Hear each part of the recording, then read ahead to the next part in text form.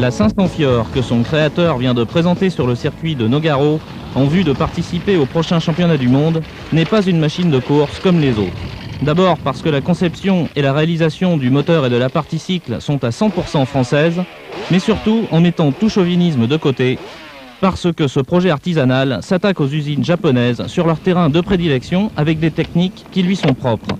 D'autant plus propres d'ailleurs que le pilote est suisse.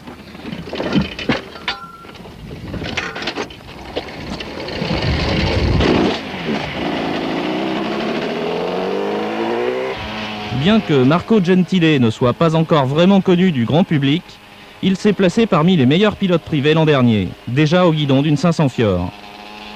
Si la partie cycle très originale conçue par Claude Fior il y a déjà 10 ans garde les mêmes caractéristiques, c'est-à-dire avec une suspension avant constituée par 2 triangles superposés qui actionnent un amortisseur, et non pas une fourche télescopique classique, la grosse révolution de la Fior modèle 88 réside dans son moteur porteur. C'est la première fois que l'on trouve une telle architecture sur une moto. Pas de cadre, les suspensions avant et arrière sont directement reliées au moteur qui établit donc la rigidité de l'ensemble.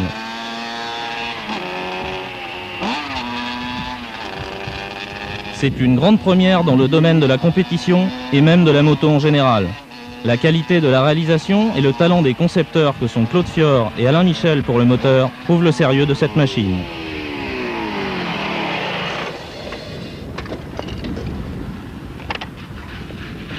Alors Marco, premières impressions? Très très bonne. On s'attendait à un moteur pointu, en fait c'est très souple, les conditions de piste sont à moitié sèches et tout, et ça s'avère très simple, très bien à rouler. Quelles sont ses principales qualités par rapport à la machine que tu as vue l'an dernier? Eh ben, je pense que ce sera au niveau du moteur surtout. La partie cycle a l'air très maniable. Bon, le moteur est assez encombrant. On se pose la question, quelle est la maniabilité avec ce moteur? Et en fait, ça s'avère très bien. Malgré la largeur du moteur, c'est très maniable, très souple. La partie cycle, sans trop de réglages, est très saine d'entrée. Tout va bien. Le choix d'un moteur 4 cylindres en ligne peut paraître étonnant, alors que toutes les 500 d'usine ont des moteurs en V. Le 4 cylindres en ligne est un moteur qui est beaucoup moins onéreux de réalisation. Donc on a essayé de prendre le handicap, je dirais, du 4 cylindres en ligne, qui a en fait une largeur, parce qu'il n'y a pas d'autre handicap. La puissance n'est pas donnée par le fait que les cylindres soient en ligne ou en V. Il y a simplement le fait que le moteur est un moteur assez large, et on a essayé de s'accommoder de ce handicap. L'avantage évidemment étant d'arriver à réaliser un moteur à moindre frais. Bon, de toute façon, il faut un moteur puissant, c'est-à-dire qu'il faut bien sûr assumer dans la ligne droite, parce que la concurrence, ça ne se gêne pas, mais je crois qu'on a un problème. On peut arriver à faire un tour chrono avec un moteur pointu et violent, mais de toute façon, on tue les pneus. Et en configuration course, il faut un moteur qui arrive à avoir de la souplesse et qui ne soit pas brutal sur sa courbe de puissance, parce que un virage, une moto passe par une phase où elle a une puissance de, je dirais, quasiment zéro. C'est la phase dans laquelle elle est en roulette. C'est entre le freinage et l'accélération. Donc de cette phase 0 à la phase 160 ou 150 chevaux, qui est la phase maximum de puissance, il faut arriver à être le plus progressif possible, sans quoi toute erreur de progression à ce niveau-là se traduira par une fatigue intense des pneus, risque de décrochage du pneu et donc limitera les performances de la moto. Alain Michel, qui est plus célèbre en tant que pilote de sidecar, a conçu et réalisé le moteur de la 500 Fior en utilisant son expérience des moteurs de side. Du fait que la machine n'a pas de châssis, que c'est le moteur qui est porteur, donc il fallait faire un carter moteur très résistant. La conception reprend plus ou moins ce qui est des machines d'usine actuelles, admission à clapet.